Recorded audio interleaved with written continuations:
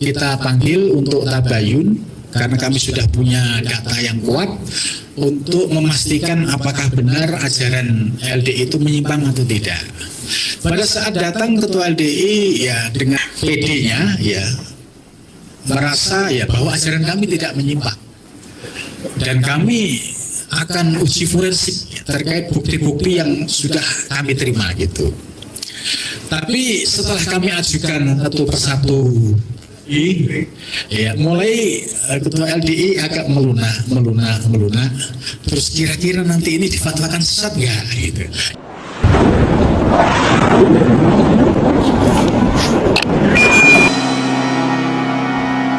Sahabat Heri Lantas TV, ketika sebuah kelompok menyimpang, merasa tidak lagi mampu mengelak dari berbagai tudingan dan sorotan yang ditujukan kepadanya, maka usaha yang akan mereka lakukan adalah mencoba membungkam para penuding itu dengan cara-cara yang licik demi untuk melanggengkan keberlangsungan kelompok yang terlanjur mereka klaim sebagai jalan tunggal menuju keselamatan.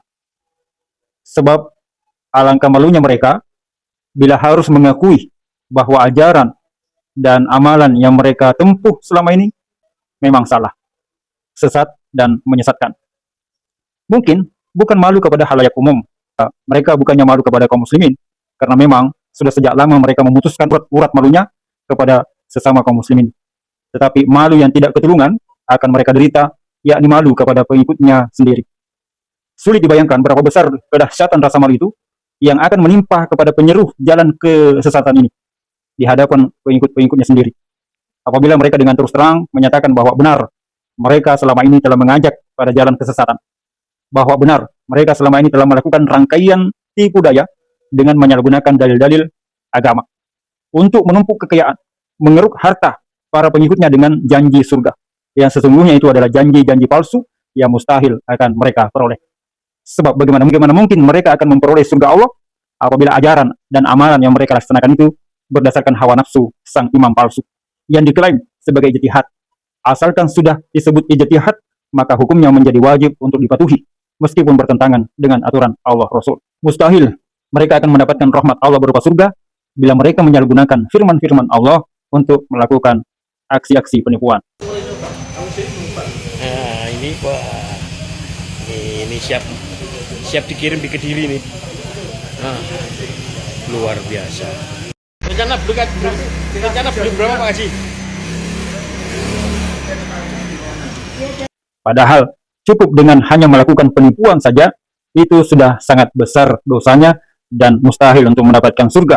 Terlebih lagi apabila penipuan dilakukan dengan menggunakan ayat-ayat Allah. Nauzubillah min dzalik. Ketika ya kita menguji LDI itu Islam itu bukan gampang, sederhana. Ya, sangat sederhana ya. LDI Islam bukan gampang dengan rukun Islam. Kenapa?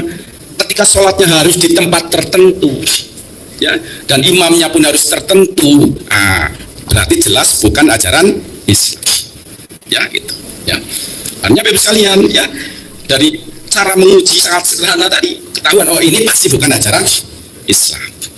Kalau bukan Islam, ya paling di luar Islam. Ya. Kalau mereka mengatakan justru kita yang dalam mereka kafir, ya justru dalam Islam mereka lah yang kafir, kan gitu ya. Karena jelas-jelas menyalahi ajaran Islam. Karena dalam Islam kalau lagi di mobil aja boleh sholat ya, hujan ini ya, wah sebagainya ya. Dan sholat di masjid yang lain dianggap najis dan sebagainya ya, itu ya. Pasti ini berarti bukan ajaran Islam. Ya itu. Nanti zakat kalau beda lagi ya. Kalau zakat dalam Islam 2,5%, mereka 10%, ya jelas ya, orang aturannya sudah jelas kok ya. Kalau yang sudah bayar 10% tidak perlu zakat. Nah ya, kalau zakat dalam Islam per tahun, mereka per bulan, sudah jelas ya. Oh berarti dari aspek ini saja pasti ini bukan ajaran Islam. Kita bisa lihat ya, sangat sederhana. Inilah yang terjadi di dalam kalangan LDI yang melindungi kelompok sempalan berakidah sesat Islam Jamaah saat ini.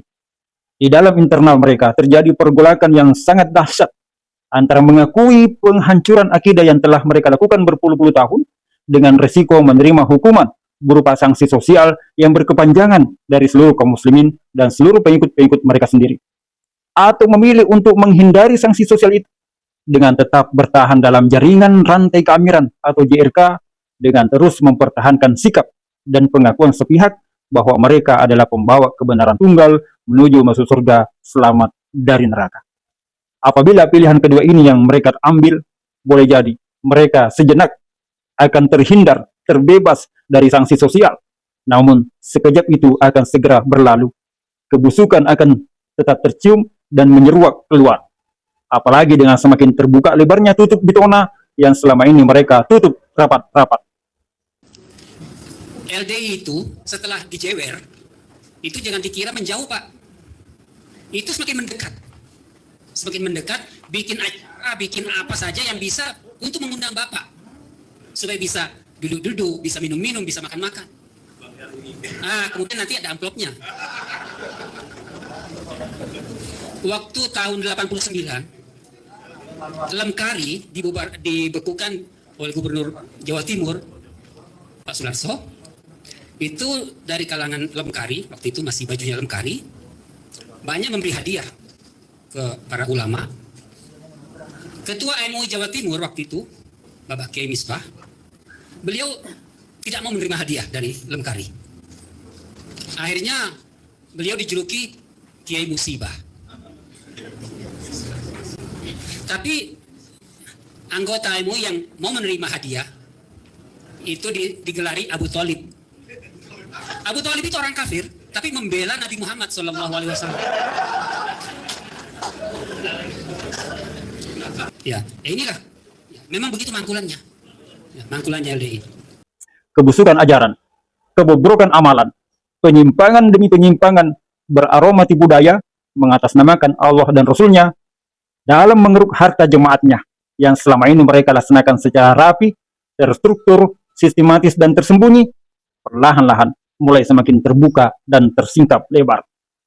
Maka selain sanksi azab yang mengancam, juga mereka akan mendapatkan sanksi sosial yang datang dari segala arah, baik dari arah kaum muslimin, masyarakat umum, pemerintah, alim ulama, juga dari pengikut-pengikut mereka sendiri, yang selama ini mereka merasa dirugikan, ditipu, diperas, bahkan disesatkan dan dijerumuskan menuju kebinasaan abadi.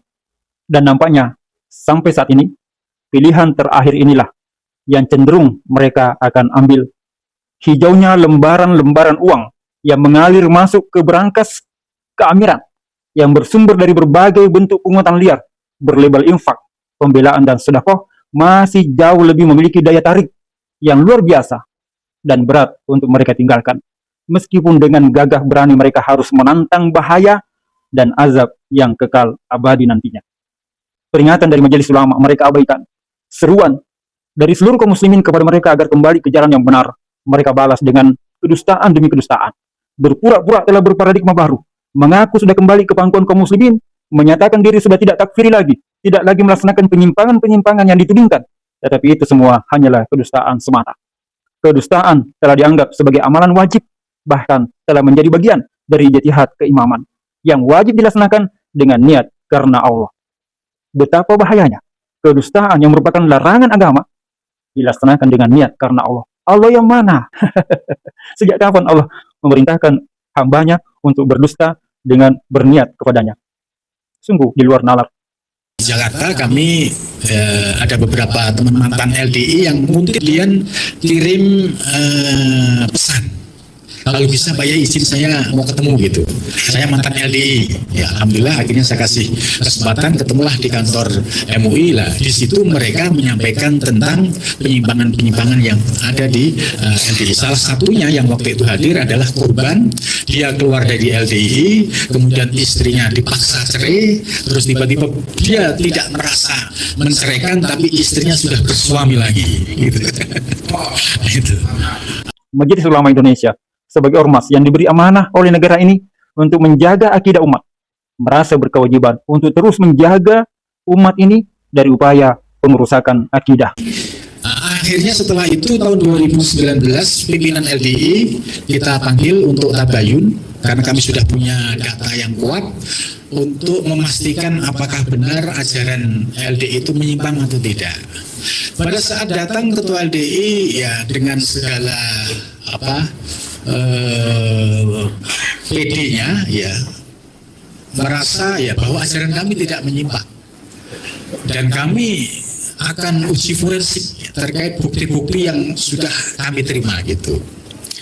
Tapi setelah kami ajukan satu persatu, ya mulai ketua LDI agak melunak, terus kira-kira nanti ini difatwakan sesat nggak gitu, ya tergantung gitu kan.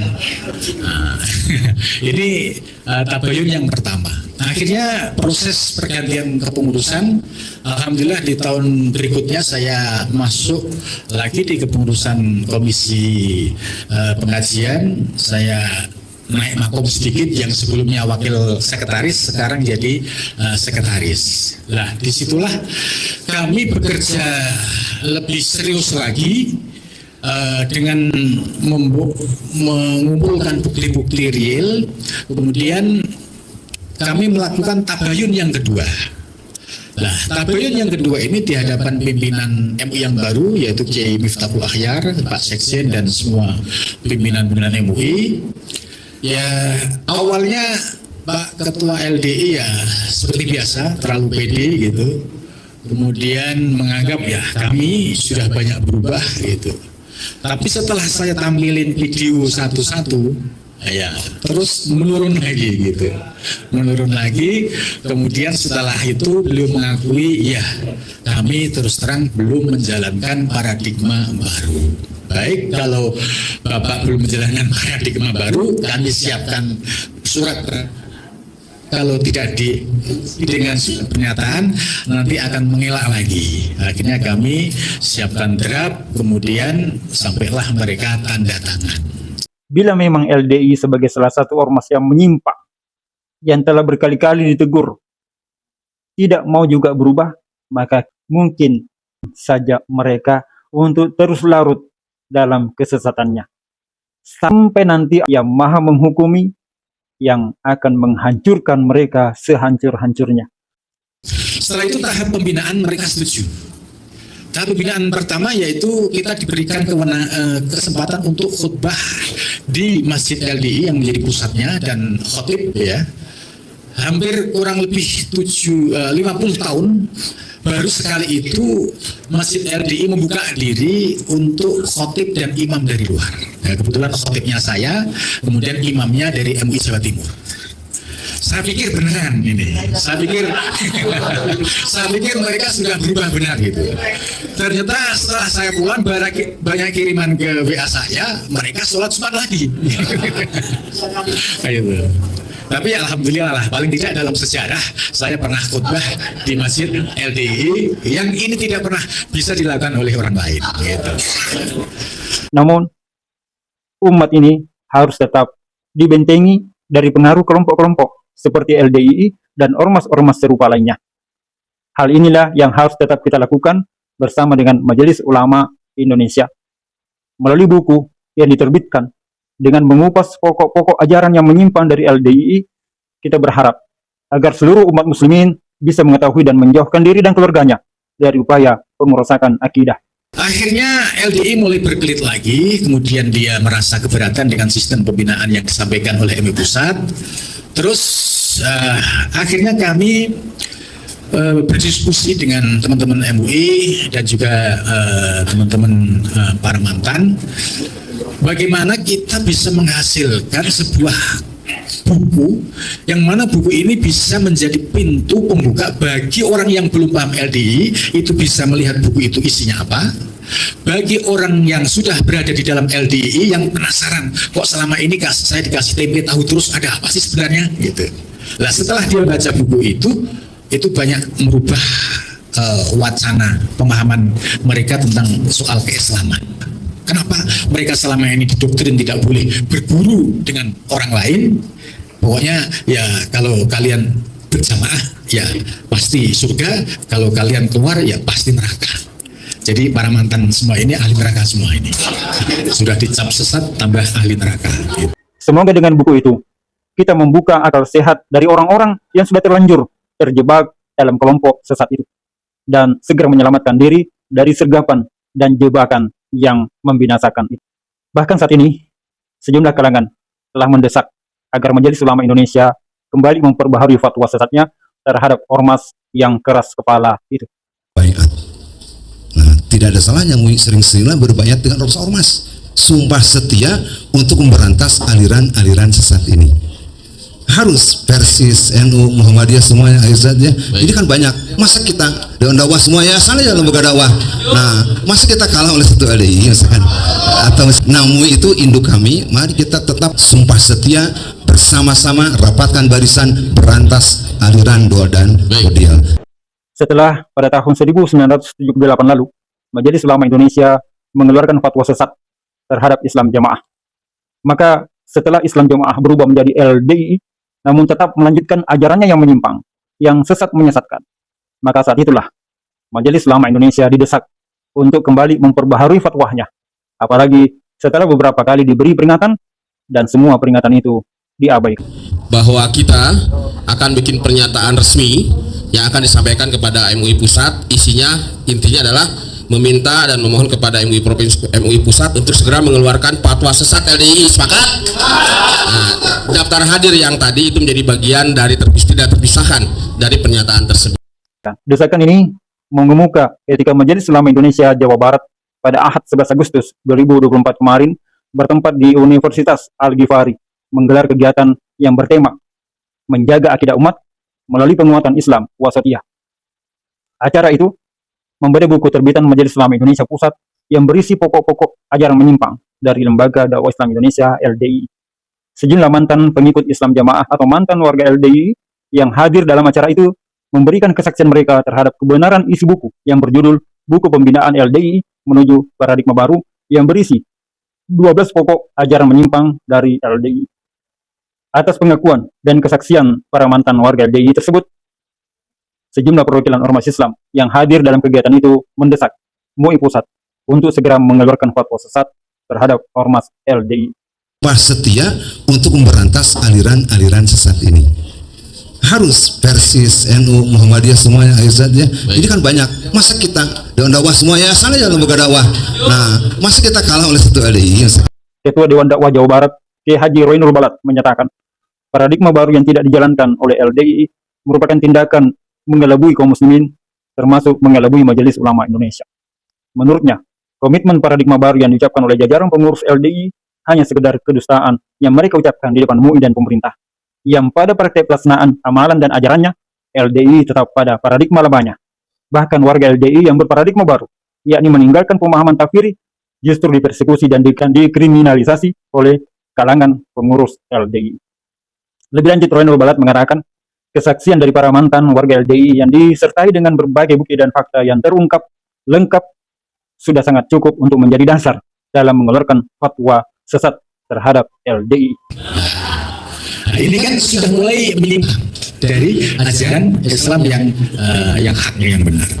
Kemudian ditambah ada doktrin taat, ya surga, tidak taat neraka. Nah, gitu. Jadi doktrin ini kalau orang awam yang tidak pernah mengerti Quran hadis, nggak pernah berguru, nah, ini mudah. Oh iya ya, ini kan kita sudah dijamin surga. Masa kita tinggal surga susah gitu. Nah, bagi orang yang kritis, ya dia punya keberanian, ya pasti akan mencari tahu. Dan alhamdulillah ini banyak teman-teman yang sudah berusaha keluar dari zona tadi doktrin LDI, kemudian bisa menikmati ya, kebebasan, keleluasaan di dalam berpikir soal agama, dan mereka menemukan ya, agama Islam yang secara utuh. Gitu. Namun, terlepas dari MUI mengeluarkan fatwa sesat atau tidak, yang jelas ajaran dan amalan ibadah LDI sudah nyata dan jelas menyimpang dari syariat. Terbitnya buku MUI Pusat yang berisi pokok-pokok ajaran menyimpang LDI diperkuat dengan kesaksian ribuan mantan warga LDI sudah cukup menjadi bukti bahwa di dalam LDI ada sebuah rangkaian pengajaran doktrin yang sengaja dilakukan untuk merusak akidah umat.